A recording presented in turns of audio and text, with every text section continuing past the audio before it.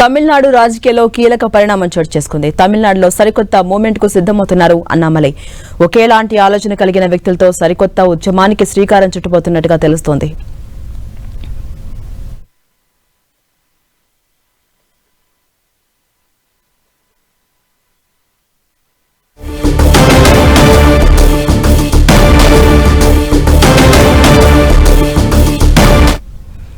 కోయంబత్తూరులో అన్నామలై పోస్టర్లు రాజకీయ చర్చకు దారితీస్తున్నాయి.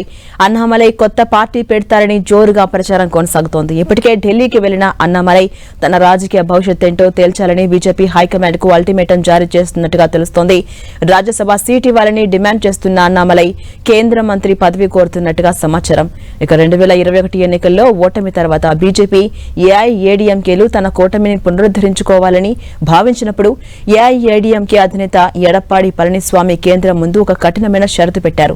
తమిళనాడు బీజేపీ నాయకత్వాన్ని మారిస్తేనే తాము కూటమిలోకి వస్తామని స్పష్టం చేశారు. దీంతో అధిష్టానం అన్నామలై స్థానంలో నైనార్ నాగేంద్రన్ను నూతన రాష్ట్ర అధ్యక్షునిగా నియమించింది.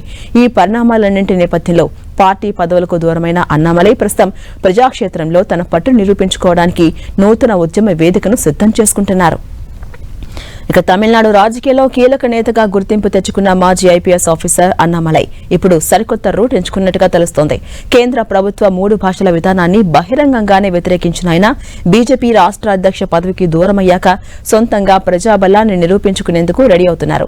తమిళనాడు వ్యాప్తంగా యువతను ఒకేలాంటి ఆలోచన కలిగిన వ్యక్తులను ఏకం చేస్తూ మక్కల్ శక్తి ఈ యక్కం పేరుతో సరికొత్త సామాజిక ఉద్యమానికి శ్రీకారం చుట్టబోతున్నట్టుగా తెలుస్తోంది.